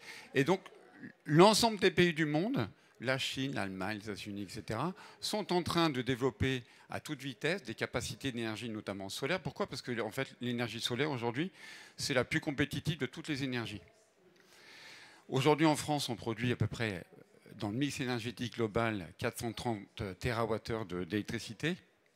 À l'horizon 2035, si on veut faire le véhicule électrique, les data centers et la transition énergétique de notre industrie sidérurgique, chimique, automobile, il faut minimum 580 à 600 TWh.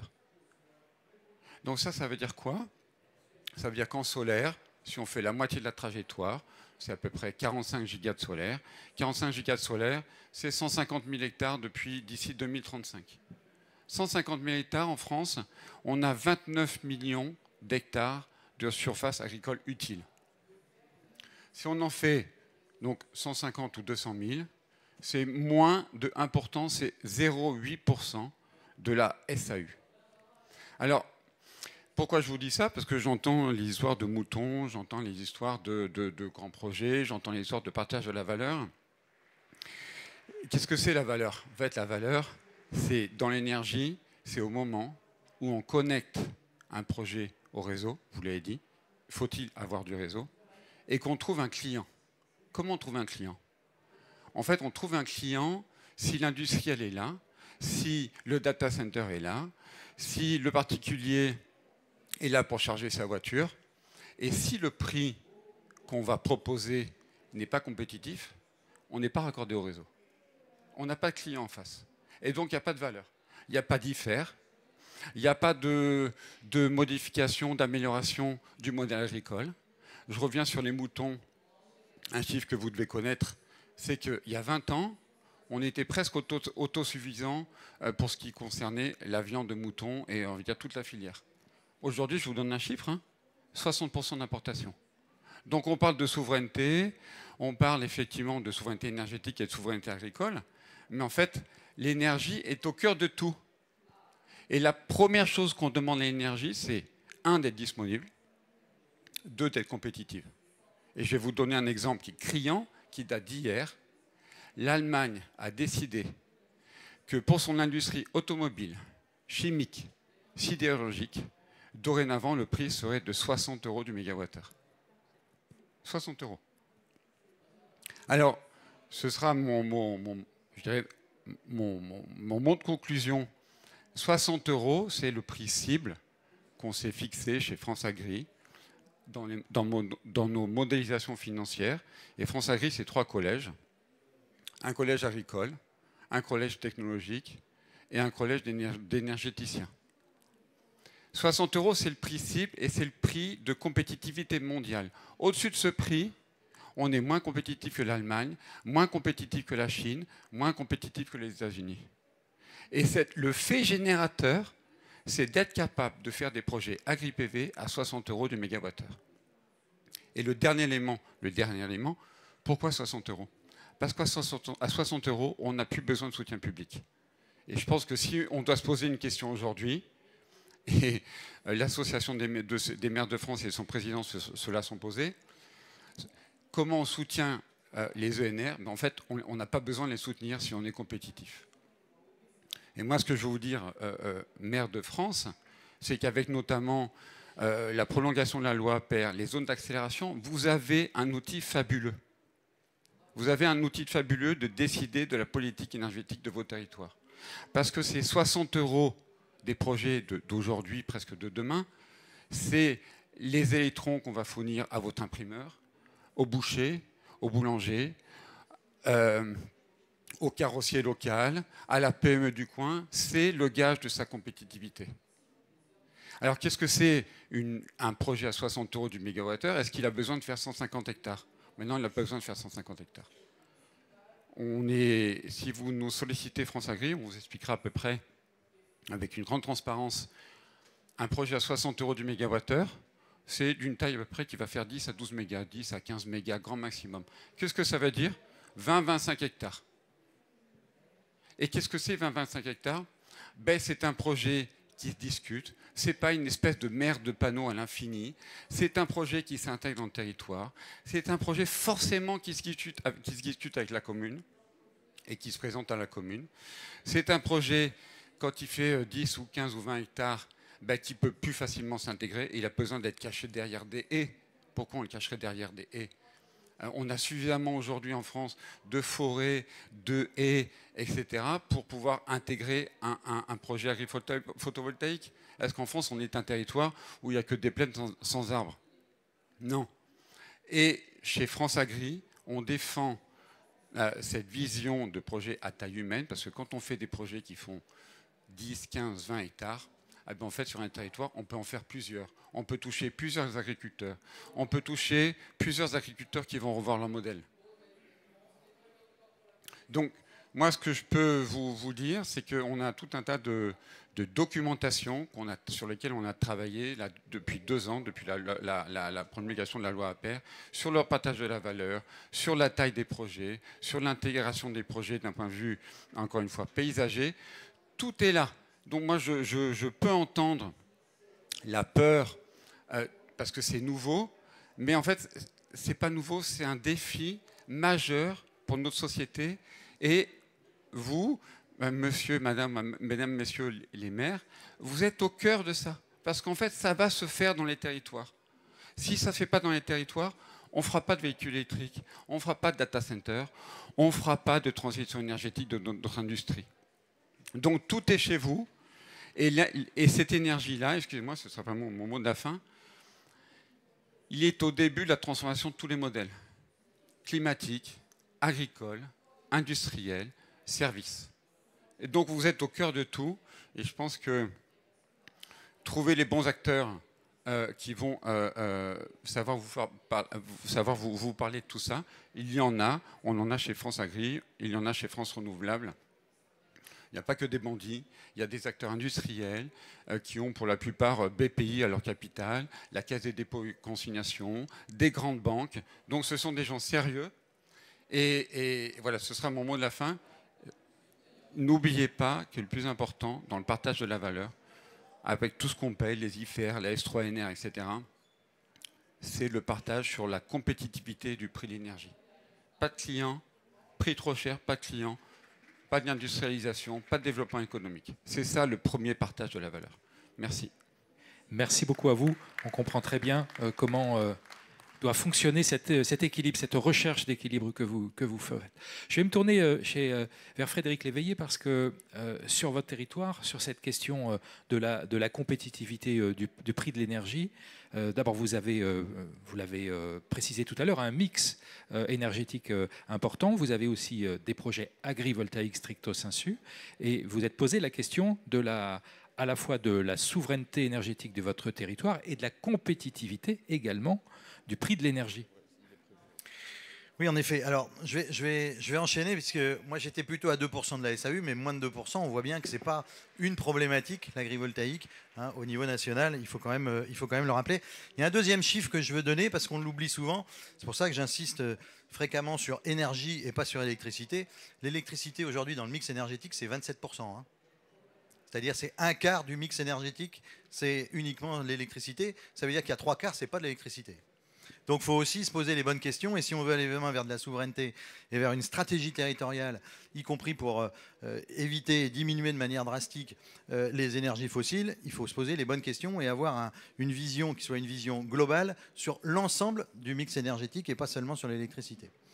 Alors, vous évoquiez en effet l'idée d'une forme de partage de la valeur finalement. C'est que nous, l'ensemble de nos projets aujourd'hui, on les travaille avec une logique d'autoconsommation collective.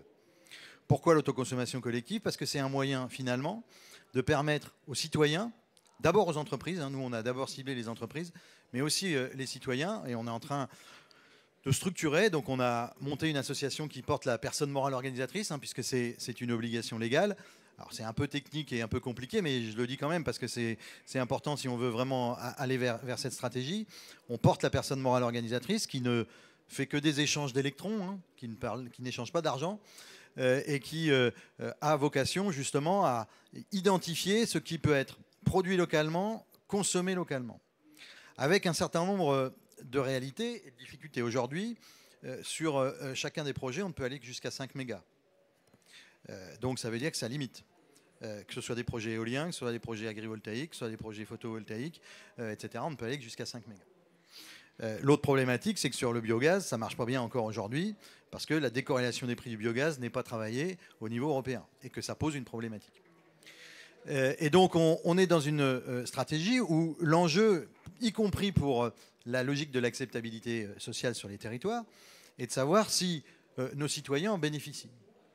Et nous, on est parti du principe que si on veut vraiment porter et avoir une stratégie avec une trajectoire de souveraineté énergétique, il faut aussi que nos citoyens puissent en bénéficier. Pour qu'ils en bénéficient, il faut qu'on trouve les outils et les moyens pour qu'ils puissent récupérer et faire en sorte que, finalement, ils paieront sur notre territoire, dans un premier temps, l'électricité moins chère que chez nos voisins, parce que ce sera comme ça, parce que ce sera structuré, parce que ça se fait sur la durée, parce que c'est en plus fixe sur un temps et un temps assez long, et donc c'est très important. C'est important pour les entreprises, mais c'est important aussi pour les citoyens. Et que c'est le moyen, je crois, de se dire que finalement, on agrège l'ensemble des acteurs du territoire, l'ensemble des citoyens du territoire, l'ensemble des élus du territoire, sur une stratégie qui est une stratégie globale et partagée. Alors, ça paraît théoriquement facile comme ça à imaginer. Je vous ai épargné quand même les complexités et les difficultés de l'exercice, mais rien que structurer la PMO, c'est pas forcément une partie que de rigolade. Et puis derrière, il faut se poser des questions, y compris sur les formes juridiques qu'on a, et sur les capacités que les collectivités ont, y compris à être d'ailleurs des actrices directes, c'est-à-dire à mettre des moyens dans les projets qui se développent, de façon à pouvoir aussi contrôler le prix. Parce que c'est important d'avoir une vision sur le prix. Et en effet, je pense que c'est un élément essentiel que le prix. Et en tout cas, c'est celui qui doit être intégré pour nos concitoyens. Et demain, en tout cas, moi, c'est le pari que je fais sur mon territoire, la logique d'attractivité, elle ne sera pas par rapport à la situation de la taxe foncière, mais elle sera par rapport à la réalité du prix des énergies. Et qu'il ne faut pas oublier ça non plus. Il suffit de lire ce qu'a sorti le Chiffre Project il y a quelques semaines ou quelques mois. Le pic de pétrole, c'est 2030 et après ça chute très vite. Le pic de gaz, c'est 2035 et après ça chute très vite. Ça veut dire qu'il va falloir trouver des solutions. Et qu'on peut avoir tous les discours qu'on veut sur les énergies renouvelables en disant que c'est pas bien, peut-être. Mais enfin, de toute façon, c'est l'issue et c'est la stratégie qu'on peut mettre en place pour avoir une vraie souveraineté. Et je crois, ça doit être pris en charge et en compte par les collectivités avec des documents stratégiques. Parce que sinon, si on n'a pas de document stratégique, on ne sait pas où on va. Et je vous incite à travailler sur la balance énergétique de vos territoires. Quand on fait la balance énergétique de son territoire, on a une visibilité. Nous, on l'a fait en 2017. C'était 103 millions d'euros dépensés pour toutes les énergies confondues, carburant compris, par territoire, par an. Donc, on voit tout de suite à quoi ça correspond et ce que ça veut dire. Et puis, au-delà de ça, il faut avoir, et j'incite les collectivités à le faire, parce que c'est aussi notre capacité à être autonome, à avoir des bons techniciens dans nos collectivités. Pour ça, il faut se regrouper parce qu'on ne peut pas le faire commune par commune, ça ne marche pas. Donc il faut se regrouper, au mieux à l'interco ou avec d'autres mécanismes. Parce que si on n'a pas des bons techniciens qui sont capables, y compris de discuter, de rivaliser avec des porteurs de projets, dont certains ne sont pas toujours d'une honnêteté formidable, il faut être bien clair que si on n'a pas ça, on ne peut pas fonctionner. Voilà. Très bien. Merci beaucoup pour cette...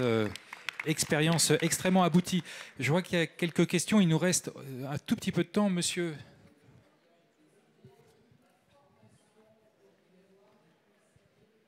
Oui, bonjour. Je représente une commune de la Marne, Arcil-Ponsard, à la limite de l'Aisne et de la Marne, qui est impactée par un projet agrivoltaïque dans le sud de l'Aisne de 411 hectares. Donc on se pose beaucoup de questions. Et on a échangé d'ailleurs, il y avait un forum très intéressant organisé hier par la profession, par Enerplan et France Agrivoltaïsme. Et on se pose la question du modèle, si vous voulez. Monsieur Ballandreau l'a cité, Monsieur Moutier l'a cité. Nous, on est convaincus que la loi Lecamp doit avancer parce qu'il y a un problème de justice sociale. Cette justice sociale n'a pas été abordée jusqu'ici. Elle a été abordée indirectement par M. Moutier et M. Balandreau. Vous comprenez bien, quand il y a un projet de 15 MW crête, c'est une solution, mais il y a une autre solution, c'est 15 projets d'1 MW crête. 1 MW crête, c'est 4000 m² sur des toitures. Par un exemple, pour un éleveur, c'est une stabulation plus une ombrière au-dessus d'abreuvoirs, etc. Il y a un effet d'éviction. 15 projets ou un projet. Donc ça, c'est ça la question. Par contre, il y a un problème aujourd'hui, c'est qu'il faut aider ces agriculteurs. Et aujourd'hui, il y a un modèle, en fait, à développer. Ce modèle, d'ailleurs, est poussé par le gouvernement. Hermine Durand n'a pas cité. Mais depuis le mois de mars, les projets de moins d'1 MW crête sont exemptés d'IFER, ont un prix garanti et d'ailleurs ont eu un succès très important dans le dernier appel d'offres de la Commission de régulation de l'énergie, puisqu'il y a eu à peu près 70 projets à 0,99 MW crête. La question qui est posée aujourd'hui, et dans notre commune, puisqu'il y a des agriculteurs qui sont concernés, c'est comment est-ce que je finance effectivement ma nouvelle stabulation qui était financée par le promoteur, comment je finance les 4000 m². Donc aujourd'hui, il y a une vraie question, c'est comment le territoire doit s'organiser, comment le territoire doit reprendre la main. Et je pense que les syndicats départementaux de l'énergie qui ont été cités, les départements, la Chambre d'agriculture, la CCI, sont les acteurs qui doivent proposer ces solutions aujourd'hui. Voilà, donc sa question, c'est quel modèle? Alors bien sûr, il y a BPI, il y a la Caisse des dépôts, il y a, je veux dire, la Banque des territoires, il y a des acteurs qui peuvent intervenir, mais il faut reconstruire un modèle qui est accessible à tout le monde. Et je voudrais quand même dire à M. Dubonnet que ce n'est pas le monde ni l'Europe qui gouverne la stratégie européenne. On a été planté par l'Europe pendant 30 ans parce qu'on a aujourd'hui un prix de l'électricité qui a gonflé à cause des énergies renouvelables de façon massive. Et donc je dis qu'aujourd'hui, la vraie question, c'est avoir un prix de l'électricité le plus bas possible. Bien, alors, puisque vous avez interpellé M. Dubonnet, il peut peut-être vous donner quelques éléments de réponse sur cette question de justice sociale et de taille des projets, parce qu'on voit bien que là, il y a un antagonisme. Hein. Alors, il y a un antagonisme, en fait, qui est un antagonisme purement économique. Hein. C'est que, en fait, sur un projet qui fasse 1 hectare, 5 hectares, ou 10 hectares ou 20 hectares, vous avez des coûts incompressibles. Le coût du raccordement, c'est 200 000 € du kilomètre. Donc, si vous raccordez 10 mégas, 200 000 € du kilomètre, vous l'amortissez sur 10 mégas. Si vous faites 1 méga, vous l'amortissez sur 1 méga. Voilà, c'est le raccordement chez Enedis. Vous avez sur n'importe quel chantier qui fasse encore une fois 1 méga ou 10 mégas, une installation de base vie, tout ce qui est réglementation de santé, etc., et de sécurité. Et bon, ben ça coûte 100 000 €. Et ça coûte 100 000 € pour un 1 méga comme pour un 10 mégas. Vous avez après tout un tas de sujets d'infrastructure, de clôture, etc. Et en fait, c'est plus facile de les amortir sur 10 mégas plutôt que sur 1 méga. Donc si je reprends mon point tout à l'heure, mais j'entends bien, et je pense que dans la PPL Lecamp, il y avait des choses qui étaient très intéressantes. Et c'est pour ça que chez France Agri, quand on met en avant la défense de projets à taille humaine, mais à taille humaine, néanmoins, économiquement réaliste. Parce qu'un projet de... En gros, je vais vous dire, pour 1 méga, il faut qu'il soit accordé à 100 mètres d'un poste source. 10 mégas, il peut être accordé entre 5 à 10 km en fonction si on est au nord, au sud, en fonction de l'ensoleillement. Donc, si on veut réussir cette transition, en plus, comme je vous le disais tout à l'heure, il faut construire 45 gigas si on veut être là au rendez-vous en 2035. Avec des projets à 1 méga, la compétitivité prix n'est pas là. Vraiment, il y a vraiment une histoire de charge fixe incompressible. Par contre, comme le disait France Renouvelable tout à l'heure, il y a aujourd'hui sur le territoire, avec l'appui du monde agricole, avec l'appui de certaines communautés de communes, des projets de regroupement d'agriculteurs, effectivement, qui sont plus petits. Alors, j'en ai 5 mégas tout à l'heure. Aujourd'hui, il y a pas mal de ce qu'on appelle des grappes. Donc, ce n'est pas des grappes avec des projets de 20 hectares, c'est des projets plutôt qui font 6, 7 hectares et qui vont regrouper 2, 3, 4, 5, 10 agriculteurs sur une communauté de communes et sur un point de raccordement. Mais la limite vraiment basse, elle est, je vous dis, plutôt autour de 10 mégas pour être compétitif. Parce que sinon... voilà, c'est très simple. Dans les appels d'offres de projets à 1 méga, c'est 1 mégawattheure au-dessus de 100 €. Et aujourd'hui, le marché de l'électricité, il est à 60. Donc le reste, c'est de la subvention publique et ce n'est pas un modèle soutenable. On ne peut pas se dire qu'on construit qu'on bâtit une industrie de l'avenir uniquement sur des subventions publiques. Ça ne marche pas. Merci. Nous sommes un peu en retard, hein, donc on va prendre quelques questions, mais vraiment très brèves. Je vais être rapide. Donc Jean-Luc Grégoire, moi je suis un élu d'une commune rurale de Saffré en Loire-Atlantique. Et je suis en même temps vice-président du syndicat départemental d'eau potable qui s'appelle Atlantico. Sur la commune, on a une nappe qui alimente 40 000 personnes, qui représente 6 000 hectares de SAU, d'aires d'alimentation. Et on voit dans le photovoltaïque, finalement, une forme de contrepartie à des contraintes qui sont imposées sur cette aire d'alimentation. On a voté en 2020 au niveau du syndicat le non-usage des produits phytosanitaires sur les aires de captage. On ne s'en sort plus avec les molécules qu'on retrouve dans l'eau. Et donc la solution, c'est de ne pas utiliser ces molécules. Et donc, au travers, finalement, de l'agrivoltaïque, je pense qu'on peut avoir des exigences en disant, OK pour l'agrivoltaïque, mais en même temps, peut-être dans l'exemple que je donne, le non-usage des produits phytosanitaires. Et je pense qu'en termes d'acceptabilité au niveau de la population, ce serait une forme de contrepartie qui serait sûrement entendue par la population. Voilà, c'est le témoignage que je voulais apporter. Merci. Merci, effectivement. Bonjour. Excuse-moi. Ici. Oui. Monsieur. Ah, pardon. Donc, Monsieur Lo, donc, je suis adjoint au maire de Oura et aussi récemment élu premier vice-président de la Chambre d'agriculture de Guyane. Donc, du coup, je vous expose un témoignage pour la Guyane, en fait. Je trouve que c'est dommage qu'on n'ait pas beaucoup eu d'exemples de la Guyane, parce qu'en Guyane, on a beaucoup de soleil, on a beaucoup de terrains agricoles et qui appartiennent à l'État.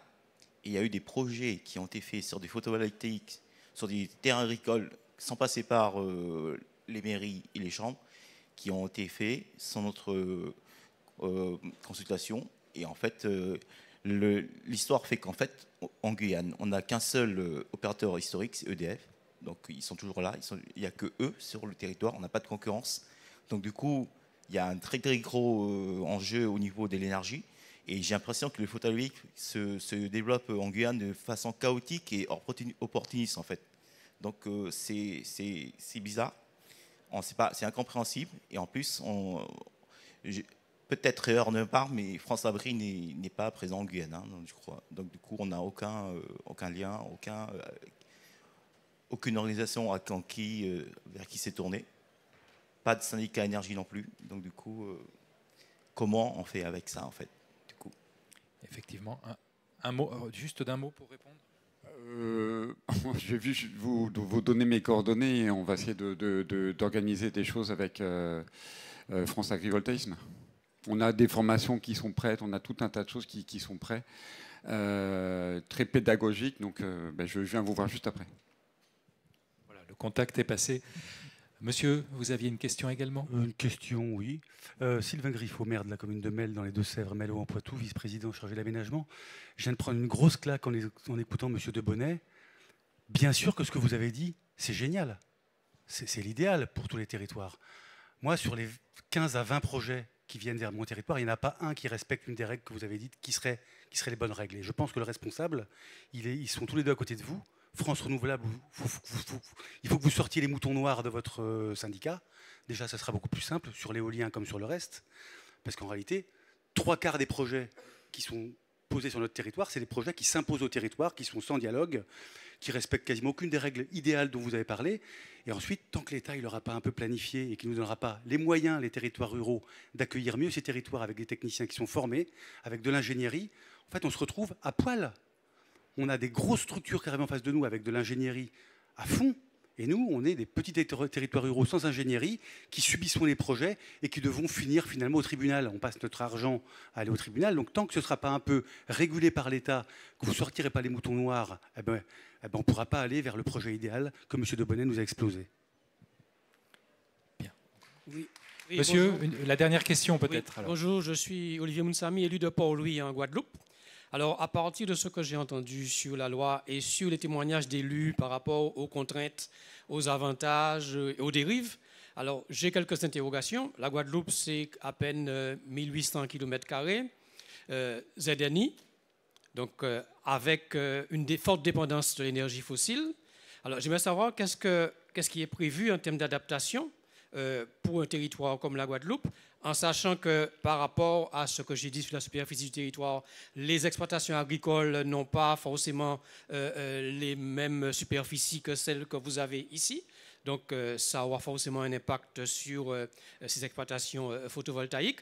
Donc, qu'est-ce qui est prévu pour une adaptation, pour éviter toutes les dérives dont j'ai entendu parler tout à l'heure, en sachant que nous avons malgré tout un potentiel solaire énorme, puisque nous avons le soleil quasiment toute l'année, et que nous sommes encore malheureusement dépendants du fossile en termes de production d'électricité. Donc, qu'est-ce qui est prévu?